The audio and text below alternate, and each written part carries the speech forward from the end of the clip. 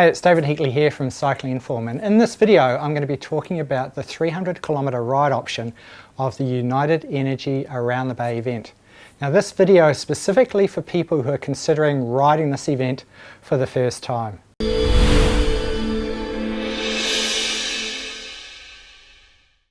Now the United Energy Around the Bay event has become one of the iconic rides to do on your bucket list, and last year Bicycle Network introduced the 300-kilometre ride.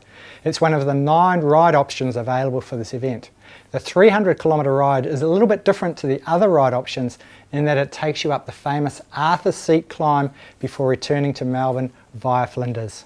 And once you get to the top of the Arthur's Seat climb, you'll get to ride through some fantastic and quiet backcountry roads on your way to Flinders, while taking in some fantastic views before you ride through to Red Hill. Then you'll descend off the mountain and rejoin the main ride and start heading back to Melbourne.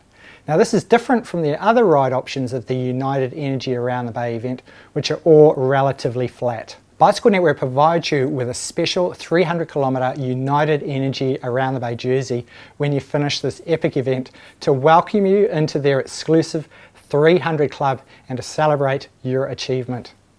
Now the 300-kilometre option might be a bit daunting, so here's a few tips to help you decide before you sign up, as well as also a few tips to help you get prepared for it as well. Firstly, I recommend that you're already comfortably riding 150 kilometres. Now this could be in your regular training or in an event that you've completed in the past year.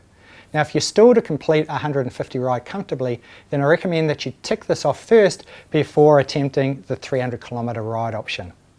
Now jumping from a 150-kilometre ride to a 300-kilometre ride may feel like a bit of a stretch, but with the right type of training and preparation there is absolutely no reason why you can't ride it. If you're currently regularly riding around 8 to 12 hours or around 500 TSS a week, then the 300-kilometre ride option is certainly well within your reach.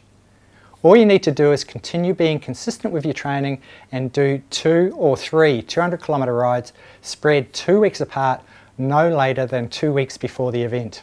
So that's a 200-kilometre ride ridden 2 or 3 times with no less than 2 weeks between them and completed no less than 2 weeks out from the ride. That way you'll be able to start your 2-week taper into the event. And along with that, I also recommend that you include a minimum of around 1,000 vertical metres of climbing a week in with your regular riding. Pretty simple. No special training sessions, just regular and consistent riding with 1,000 vertical metres of climbing and the 2 or 3 200-kilometre rides, and you're done. Now if you're not already riding around 8 to 12 hours a week, then now is a good time to start building your training volume. So at 12 weeks out from the event, you are riding around 8 to 12 hours or around 500 TSS a week. Now during that time, you might want to test yourself with a 150-kilometre ride during that time too. If you get through the 150-kilometre ride comfortably, then you want to keep your riding consistent at around 8 to 12 hours a week for the 12 weeks leading into the event, remembering to include the 2 or 3 200-kilometre rides and the weekly vertical metres that I mentioned before. Again, pretty simple. No special training sessions, just regular and consistent riding, building towards 8 to 12 hours of riding, then introducing at least 1,000 vertical metres of climbing a week and remembering to tick off those 2 or 3 200-kilometre rides at least 2 weeks out from the event. Now the key here is the consistency with your training. A few epically hard indoor training sessions a week and maybe a longer ride in the weekend with your mates is really not going to cut it for an event this long. You'll need to be regularly riding at least 5 to 6 days a week. If you want to surf the faster bunches at this event, then I recommend that you incorporate some fast bunch riding into your training. Just 1 or 2 rides a week is all you need, and most major centres have a regular fast bunch ride on during the week. In Melbourne I used to do the North Road ride to help me with this. All you need to do is just do a quick Google search for Melbourne North Road rides to get the details.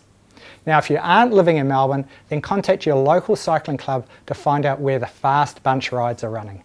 Now nutrition and hydration are also really important for this event too.